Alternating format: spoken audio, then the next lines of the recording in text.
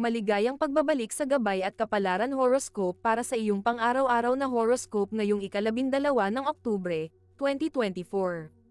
Sa araw na ito, ang tema ng horoscope natin ay intellectual curiosity laban sa emotional detachment. Ang araw at planetang Mercury ay parehong nasa sektor ng Libra, na nagbibigay sa atin ng balanseng komunikasyon at diplomasyang lubos ng katarungan. Pero ang buwan sa sektor ng Aquarius ay naghahatid ng pagkamapag-imbento, habang ang planetang Venus sa sektor ng Scorpio ay nagpapalalim ng ating damdamin. Kaya't maaaring makaramdam ka ng pagkakalayo sa iyong emosyon, pero hindi ito nangangahulugan na hindi ka nag-iisip ng malalim. Ang hamon ngayong araw ay hanapin ang balanse sa pagitan ng talas ng isip at emosyonal na koneksyon. Bago namin ibahagi ang inyong mga horoscope, kami po ay nagbibigay ng libreng pagbasa ng inyong astrology birth chart. Pumunta lang po sa aming Facebook page at mag-message lamang sa amin. Ngayon, tignan na natin ang horoscope para sa bawat zodiac sign at alamin kung ano ang mga inihanda ng mga planeta at bituin para sa iyo. Aries, ngayong araw, maaaring may makaharap kang isang sitwasyon sa trabaho kung saan kailangan mong makipag-usap ng maayos kahit na tila may emosyonal na distansya sa pagitan mo at ng isang katrabaho. Ito ang oras para gamitin ang iyong diplomacy skills na hatid ng araw at planetang Mercury sa sektor ng Libra. Sa pamilya naman, maaaring kailangan mong maging open sa iyong mga anak, lalo na kung may mga bagay silang gusto pag-usapan pero hirap silang mag-open up. Para sa mga single, maaaring makatagpo ka ng isang tao na magiging intellectual match mo. Pero kailangan mong bantayan ang iyong mga emosyon para hindi ka maging detached. Para sa mga nasa relasyon, siguraduhing maglaan ng oras sa emosyonal na koneksyon sa iyong partner dahil ang planetang Venus sa sektor ng Scorpio ay magdadala ng malalim na damdamin na maaaring mahirap ipahayag. Sa usapin ng pera, huwag masyadong maging impulsive. Bantayan ang budget, lalo na sa mga bagay na hindi mo kailangan. Ang lucky color mo ay pula. Iwasan ang mga diskusyon na may kinalaman sa pera at emosyonal na bagay.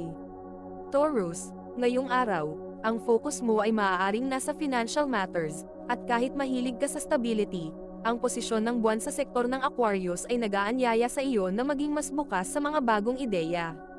Maaaring may lumapit sa iyo na may kakaibang investment opportunity, at ito ang tamang oras para pag-isipan ito, pero huwag agad-agad magdesisyon.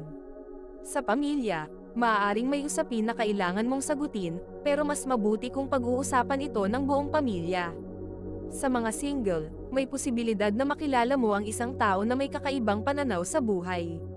Habang sa mga nasa relasyon, ito ang tamang oras para pag-usapan ang mga long-term plans. Sa career, maaaring may biglaang pagbabago o restructuring sa iyong trabaho. Mag-adapt sa pagbabago, at baka mas makabuti pa ito sa iyo. Ang lucky color mo ay berde. Iwasan ang pagiging matigas ang ulo sa mga bagay na bago o hindi ka sanay. Gemini, ngayon ay araw ng pakikipag-network at pakikipag-usap. Ang planetang Jupiter sa sektor ng Gemini ay nagbibigay sa iyo ng energy para makipag-socialize at mag-explore ng bagong ideas. Sa trabaho, maaaring magkaroon ka ng pagkakataong manguna ng isang project, at ito ang oras para ipakita ang iyong kakayahan sa komunikasyon. Para sa mga single, maaaring may makilala kang bago sa pamamagitan ng mga social events o online connections. Sa mga nasa relasyon, maging aware ka sa mga emotional cues ng iyong partner, hindi lahat ay laging salita. Sa pamilya, maaaring may sitwasyon na kailangan ng malinaw na komunikasyon para maiwasan ang di pagkakaintindihan. Sa usapin ng pera, magandang araw para magplano pero huwag agad-agad gumastos.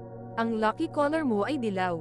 Iwasan ang pagiging pabigla-bigla sa mga desisyon, lalo na sa personal na buhay. Cancer, ngayong araw, maaaring makaramdam ka ng emosyonal na pagiging sensitibo. Ang planetang Mars sa sektor ng Cancer ay nagdadala ng deep feelings na maaaring maging sanhi ng pag-iwas sa mga problema sa halip na harapin ito. Sa trabaho, maaaring magkaroon ka ng mahirap na pag-uusap, pero tandaan, hindi masama ang magpakita ng vulnerability. Sa pamilya, baka kailangan mo ng oras para sa sarili mo. Sa mga single, mag-ingat sa biglaang pagkahulog ng loob dahil maaaring malalim ang damdaming dala ng planetang Venus sa sektor ng Scorpio. Sa mga nasa relasyon, maglaan ng oras para sa inyong emosyonal na koneksyon. Sa pera, magtipid ka muna at iwasan ang hindi kinakailangang gastos. Ang lucky color mo ay asul. Iwasan ang pagiging sobrang emosyonal sa trabaho o sa mga diskusyon sa pamilya. Leo, ngayong araw, ang pag-iisip mo ay nakafocus sa iyong career growth. Maaaring makaharap ka ng isang big opportunity sa trabaho na maglalagay sa iyo sa spotlight. Dahil ang araw at planetang Mercury sa sektor ng Libra ay nagpapalakas ng iyong communication skills, ito ang tamang panahon para ipakita ang iyong leadership at diplomacy sa trabaho. Para sa mga single, maaari kang maka-encounter ng isang tao na charismatic at parehong interesado sa pag-abot ng tagumpay tulad mo. Sa mga nasa relasyon, mag-ingat sa pagiging sobrang focus sa trabaho at huwag kalimutang maglaan ng oras para sa partner. Sa pamilya, maaaring kailanganin mo ang oras para magplano ng family gathering o bonding time, at sa mga may anak, maaaring kailanganin nila ang iyong guidance sa school projects. Mag-ingat sa overspending ngayong araw, ang mga maliliit na gastos ay maaaring magtulak sa iyo sa budget issues. Ang lucky color mo ay orange.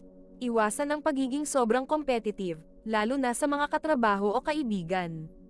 Virgo, sa araw na ito, ang focus mo ay nasa detalye at pag-aayos ng mga bagay. Maaaring kailanganin mong mag-organize ng mga bagay sa trabaho. At ang pagiging metikuloso mo ay magdadala ng malaking pagbabago.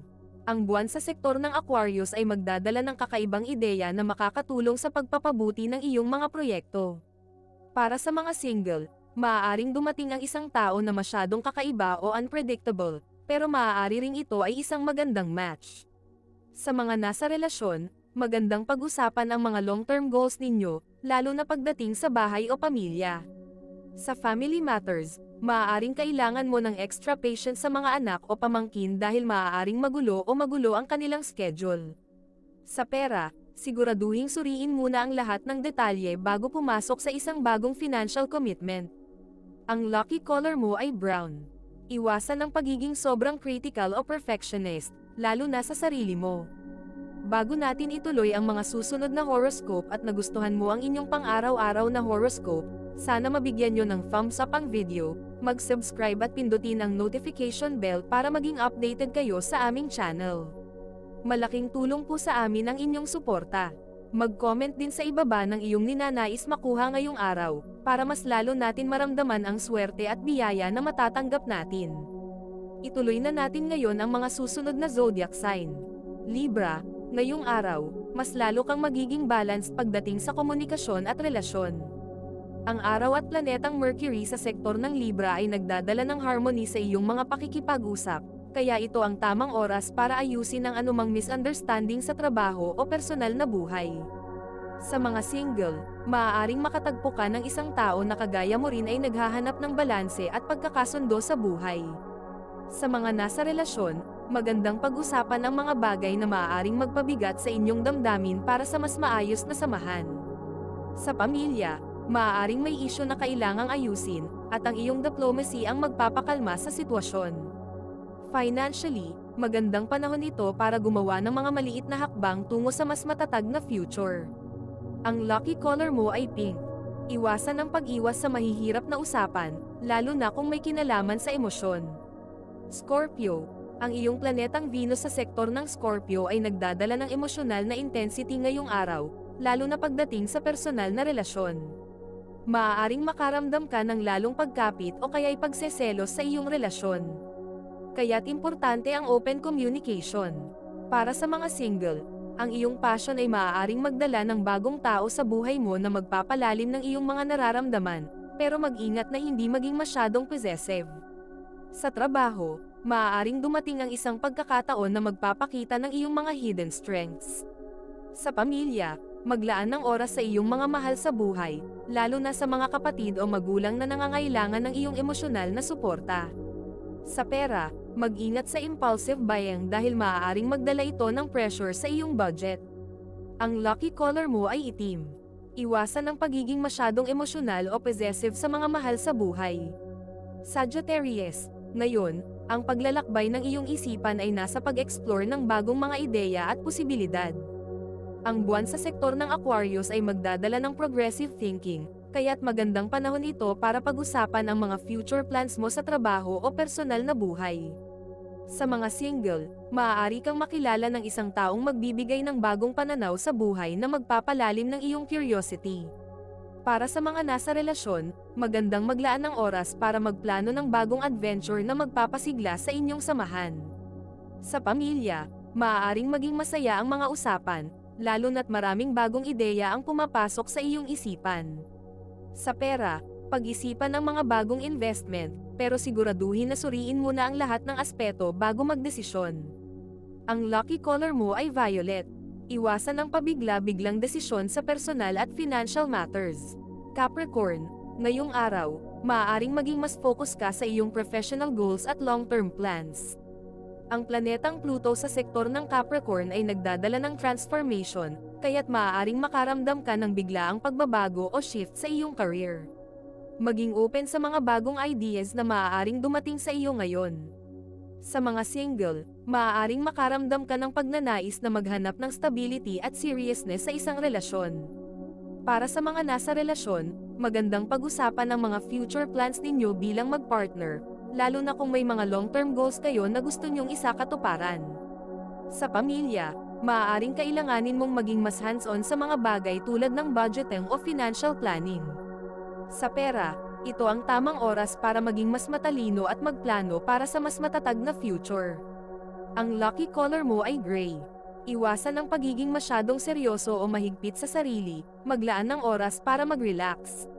Aquarius, ngayong araw, maaaring maging mas malikhain at progresibo ang iyong isipan dahil sa buwan sa sektor ng Aquarius. Magandang panahon ito para magsimula ng bagong proyekto o makipag-collaborate sa mga tao na pareho ng iyong mga ideals. Para sa mga single, maaari kang makilala ng isang taong may unique na pananaw sa buhay, at ito ang tamang oras para makipag-usap tungkol sa mga bagay na kinaiinteresan mo. Sa mga nasa relasyon, siguruhing magkaroon kayo ng open communication at pag-usapan ang mga bagay na maaaring magpapalalim ng inyong koneksyon. Sa pamilya, maaaring may issue na lumutang, pero masosolusyonan ito kung magiging open kayo sa isa't isa. Sa pera, maganda ang araw na ito para sa mga bagong ideas o investment opportunities. Basta't suriing mabuti ang lahat ng aspeto. Ang lucky color mo ay puti. Iwasan ang pagiging masyadong detached o malayo ang loob sa mga tao. Pisces, ang iyong emosyonal na kalikasan ay magiging mas sensitive ngayong araw dahil sa planetang Saturn at Neptune sa sektor ng Pisces. Maaaring makaramdam ka ng pagkamaselan sa trabaho, pero huwag hayaang kontrolin ka ng damdamin. Sa mga single, ang iyong intuisyon ay magiging malakas, at maaaring makilala mo ang isang taong tila konektado sa iyong emotional energy. Sa mga nasa relasyon, siguraduhin na ipakita mo ang iyong nararamdaman, lalo na kung may bagay na bumabagabag sa iyo. Sa pamilya, maaaring kailanganin mo ng oras para sa iyong sarili, mag-relax at mag-recharge. Sa pera, huwag masyadong magmadali sa mga financial decisions, at mas mabuti kung magtipid muna ng konti para sa future needs. Ang lucky color mo ay turquoise. Iwasan ang pag-iwas sa mga problema, lalo na sa trabaho o personal na relasyon. Ito ay isang gabay lamang at nasa inyo kung paano ninyo tatanggapin ang horoscope para sa araw na ito. Kung nagustuhan ninyo ang iyong horoscope, paki-thumbs up at mag-subscribe sa aming channel at pindutin ang notification bell para maging updated sa aming mga pang-araw-araw na horoscope. Salamat sa panunood at hanggang sa susunod, naway palagi kayong gabayan ng mga bituin at naway mapuno ang inyong mga puso ng hiwaga.